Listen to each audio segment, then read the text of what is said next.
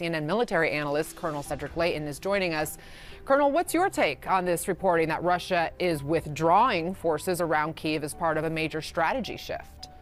Well, Anna, color me skeptical at this particular point. So, if you look at what's going on here, the Russians are obviously around Kyiv, but we also have significant Ukrainian areas that are just starting to show up on our maps, and I'll talk a little bit more about that in detail. But what you're seeing also is the possibility that the Russians are going to be moving their forces around to other areas of the country. And we can't forget about what's happening down here in the south, because in effect, Ukraine is actually undergoing a blockade, and that is a major issue from a standpoint of economics, as well as, of course, resupplying from a military standpoint.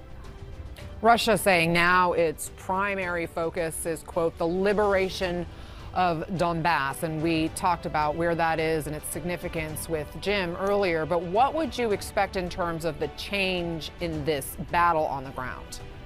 So in terms of the battle on the ground, what could happen in this case, Anna, is what we will see here is instead of going around Kyiv, we may see more emphasis in this area right here. The Russians have occupied this part right here, but they haven't occupied these areas right in here beyond the line of demarcation that they've been observing since 2014. So they could move forces in this way. This is Mariupol, that apocalyptic area that you just talked about. And then, of course, you have the Crimea, and you have the areas that they've occupied coming out from Crimea. So this is an area where things have also stalled out for them, though. So if they do that, if they move forces from, let's say, up here and bring them down this way, that is a possibility. But it remains to be seen if they're actually going to follow through with that, or if this is just a pause in their efforts to go after Kyiv. And that, I think, still remains Russia's main strategic goal. And that, I think, is going to be a critical juncture for us in the next few days and weeks. So just to be clear, do you think Kyiv is in the clear at this point? I do not. This is how we see Kyiv at the moment. Now, we have seen some major developments here around Irpin. They say that Irpin is now in Ukrainian hands, more or less. We also have a significant Ukrainian force here to the east of Kyiv, which has the possibility of cutting off the Russians this way.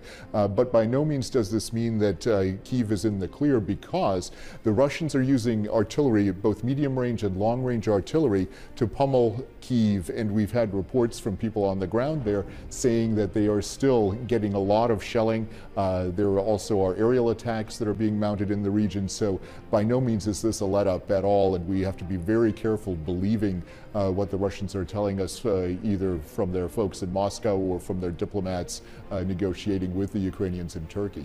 Right, and Ukrainian officials actually said not only have they made, progress around Kyiv, but that they're actually clawing back territory in the southern part of that country as well, with the Russian forces retreating from Kyiv. Does that now free up Ukrainian troops to move toward the south? So could they kind of reinforce their own support down there? Much, Colonel Leighton, good to have you here. So Ben, back with us now. Let's talk about the strikes that continue there. More people were killed there. What can you tell us?